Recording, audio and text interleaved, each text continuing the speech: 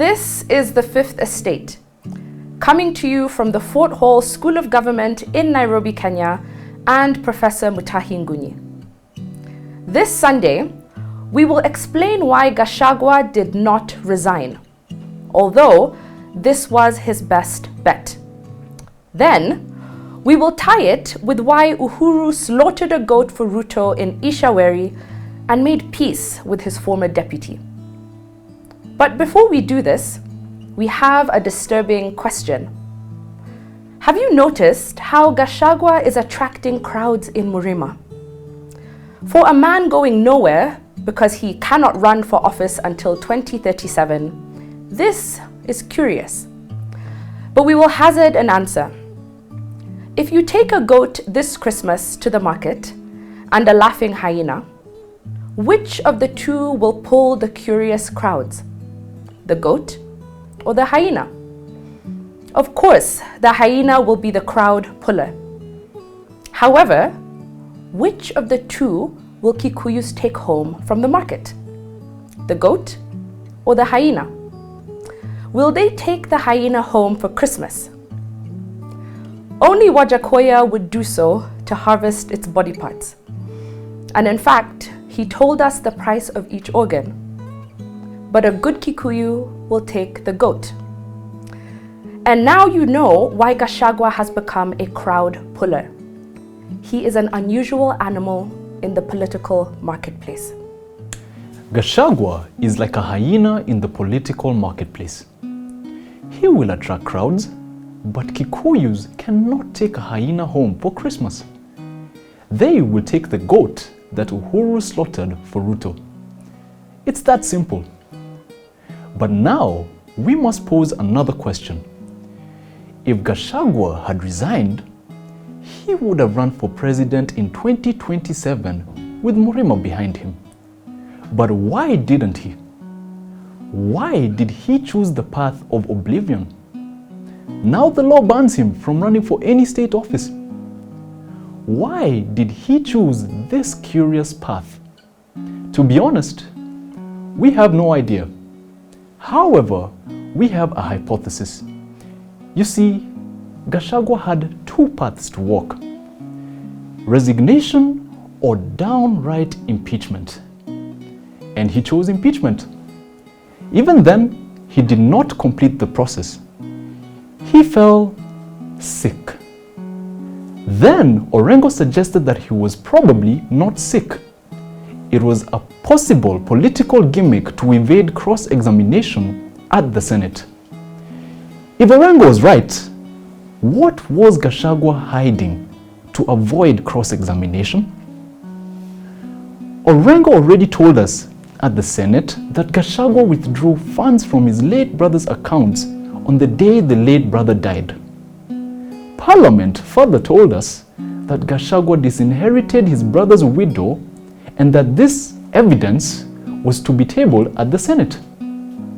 But Gachagua dodged it by falling sick. Why? Then Kimani Ichung'wah told us that Gachagua was planning a civilian coup when Gen Z occupied Parliament on June 25th. And this is why Ruto brought out the military to the streets. Ichung'wah described Gachagua as a black man with a black hat capable of assassinations. In other news, Gachagua told us that Kiambu Kikuyus wanted to assassinate him using plastic chairs in Limuru. And we believed him because he's a truthful man. And so we ask, if Gachagua chose impeachment over resignation, barring him from political office until 2037, what is he up to? What is his logical path? If he disinherited his brother's widow, tried to disinherit Uhuru Kenyatta in Gema, and planned to disinherit Ruto during the Gen Z protests, who is this man and what are his plans? What damage will a dangerous man like this do? Is it better for a man like him to be on the inside peeing outside or on the outside peeing inside? And here is the answer. Gachagua has no plan.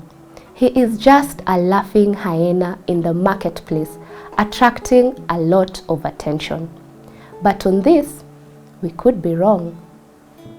And this is where Uhuru Kenyatta comes in. Gachagua tried to disinherit him using crude weapons. And when he got desperate, he announced on TV that Uhuru Kenyatta was actually the kingpin of the mountain. It is on record. Now that the kingpin has slaughtered a goat for Ruto, what will Gachagua tell us about Uhuru Kenyatta? What abuses will he throw at him and his family? Instead of stealing Mama Ngina's goats and burning her Northlands farm, Ruto climbed down. He could have invited Uhuru Kenyatta to State House for the handshake, but he chose to drive to Ichaweri to reconcile. The symbolism of this act will only be revealed with time. But for now, we must take note of two things. One, the Kikuyus are not happy with Uhuru for slaughtering a goat for Ruto. And if you ask them why they are bitter, they have no answer. Fact. Two, Uhuru slaughtering a goat for Ruto was not about winning the Kikuyu votes. Far from it. And we do not know what it means.